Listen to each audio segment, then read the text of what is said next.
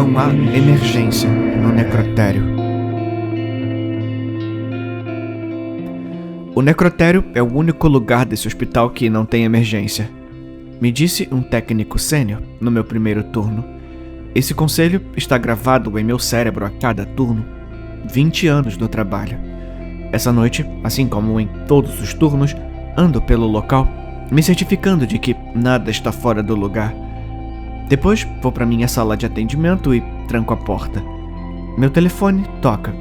Um médico lá em cima solicita a transferência de um infeliz paciente que se foi há meia hora. Eu pergunto a ele sobre a papelada. Ele me diz para vir aqui fazer meu trabalho. Eu desligo o telefone. A pobre alma já morreu, então, obviamente, não é uma emergência. Meu trabalho não é o mais importante do hospital, mas tenho princípios e dignidade. O respeito mútuo é o mínimo para trabalharmos juntos, portanto, não vou tolerar isso. Meu telefone toca novamente. Um legista pede a transferência de um corpo para que alguns especialistas o examinem mais detalhadamente pela manhã. Ele é legal, então abro a câmara fria para transferir o cadáver. O caso é um pouco delicado pelo que eu vi, mas eu realmente não me importo. Armário 3, fileira D. Assinamos a papelada e eu bato a câmara fria. Meu telefone toca pela terceira vez. Uma voz fraca me pergunta se não estou curioso sobre o que aconteceu com o corpo na gaveta 3D. Eu digo não e desligo. A curiosidade não é uma emergência. Provavelmente eu vou descobrir sobre o corpo no armário 3D no jornal de amanhã. Não essa noite. Alguém bate na minha porta. Olho para a câmera de segurança. Não há ninguém lá. Então não há razão para eu sair da cadeira. Entidades invisíveis não são emergências. Algo bate com força na parede. Eu verifico o feed de segurança. A gaveta 3D está totalmente aberta. Outros armários estão entreabertos.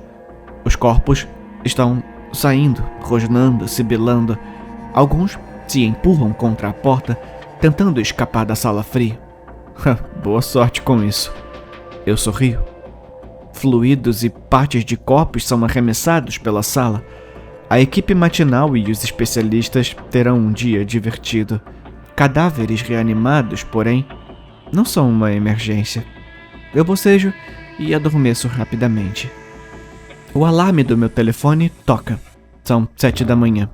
Os especialistas chegam, todos em trajes anticontaminação. Alguns armados. Eles invadem, prendem os cadáveres com rápida eficiência e os arrastam para mesas de autópsia. Eu adoro vê-los trabalhar. Sempre digo aos meus colegas de trabalho, no caso de um evento apocalíptico, que eu quero estar com esses rapazes e moças. No momento, não é o meu trabalho estar com eles. A equipe da manhã chega às 8. Mostro o monitor. Eles veem que os especialistas ainda não terminaram, então tomamos um café juntos. Anoto rapidamente o acontecimento da noite passada no diário e concluo com apenas 2 palavras. Sem emergências.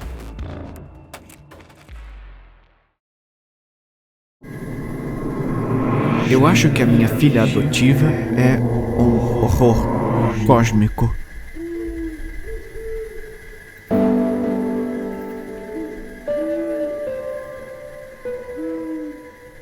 Eu sempre preferi morar sozinho, sem esposa, sem colegas de quarto e, o mais importante, sem filhos.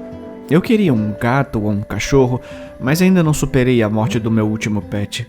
Tudo mudou um dia quando eu estava dando um passeio noturno e, em um beco escuro, vi uma criança chorando.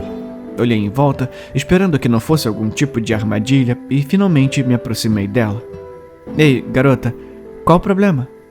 Ela parou de chorar e olhou para mim.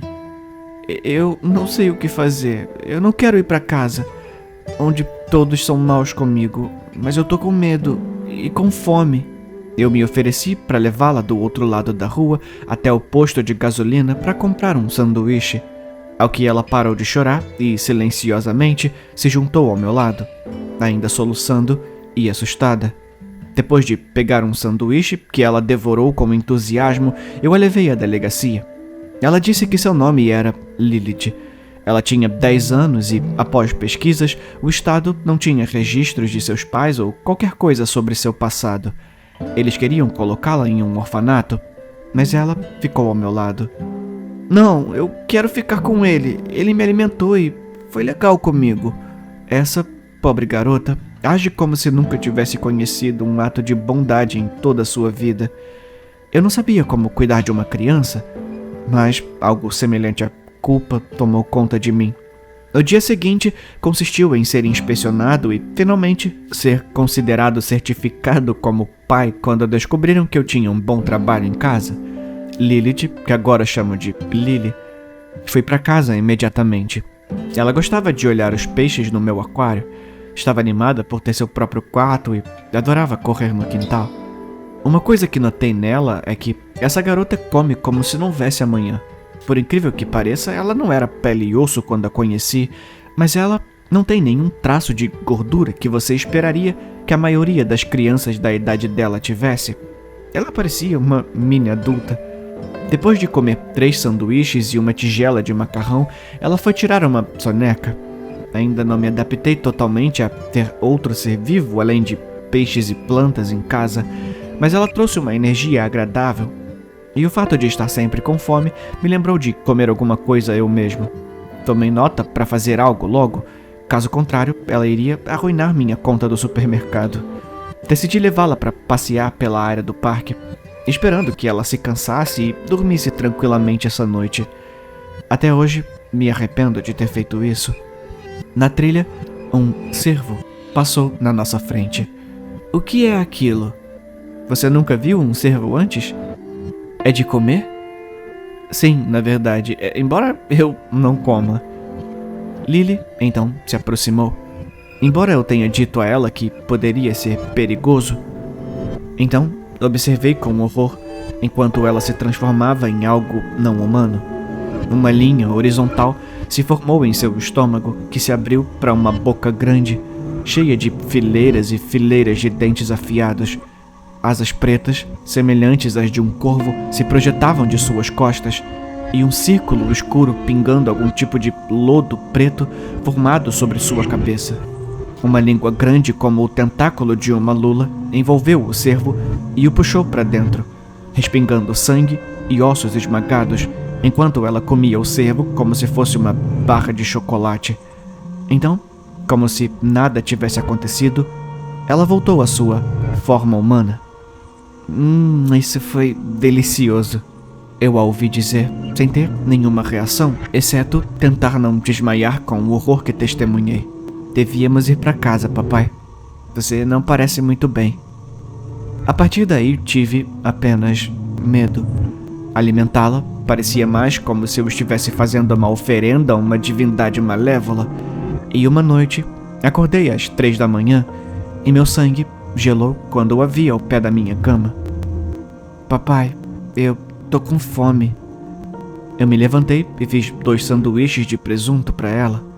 Para não perder toda a comida em 3 dias e manter a conta baixa, tive que recorrer a medidas mais drásticas.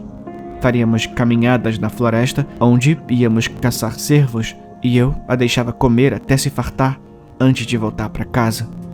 Nos dias em que não conseguíamos encontrar cervos, eu a levava a uma fazenda aqui perto, quando eu sabia que o fazendeiro não estava. Assim, deixava ela comer uma vaca inteira. Com a bagunça que ficava para trás, eles sempre consideravam o ataque de um predador.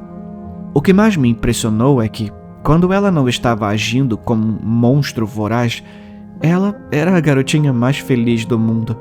Ela adorava escovar os cabelos, desenhar margaridas, e eu até comprei um controle a mais para poder jogarmos Smash Bros juntos. Eu realmente gostava de tê-la por perto. Talvez porque, antes, estava muito sozinho. Certa noite, fizemos uma caminhada noturna pela cidade e fomos parados na calçada. Um homem estava na nossa frente com um pé de cabra.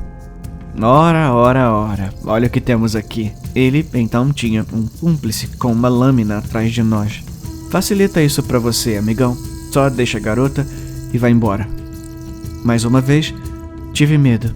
Não apenas dos 2 homens, mas de que algo acontecesse com Lily. Não percebi quando um dos homens se aproximou de mim e bateu em meu joelho com um pé de cabra. Pai!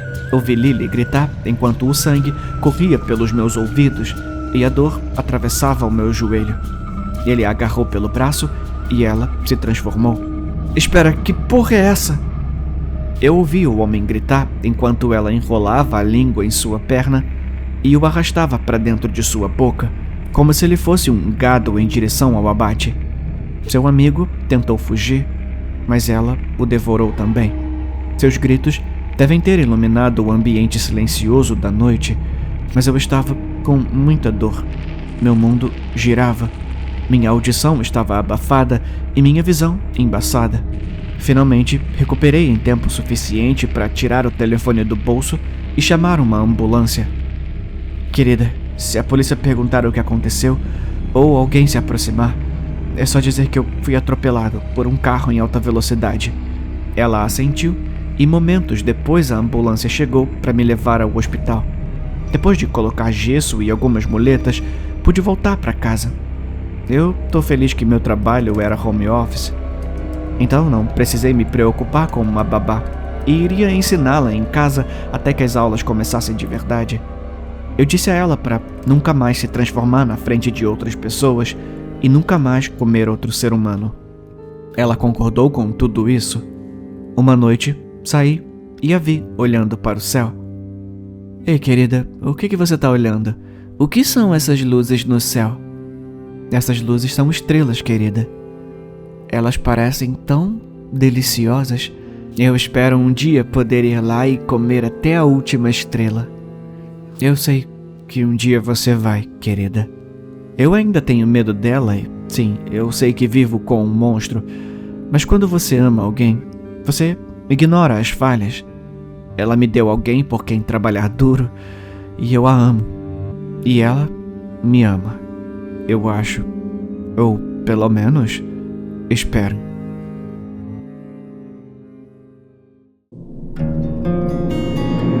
Eu tenho que assinar um contrato antes de poder herdar a casa do meu pai. Depois de visitar o terreno, o jardim e o cais, o advogado imobiliário me sentou na sala e colocou uma pequena pilha de papéis na minha frente. Meu pai, que apodreça no inferno, me deixou a casa em seu testamento, mas havia uma ressalva. Você nunca pode entrar no porão, em nenhuma circunstância. Se você concordar com isso, assine embaixo e a casa será sua. E se eu recusar? Eu fui instruído a queimar a casa até o chão. Eu assinei.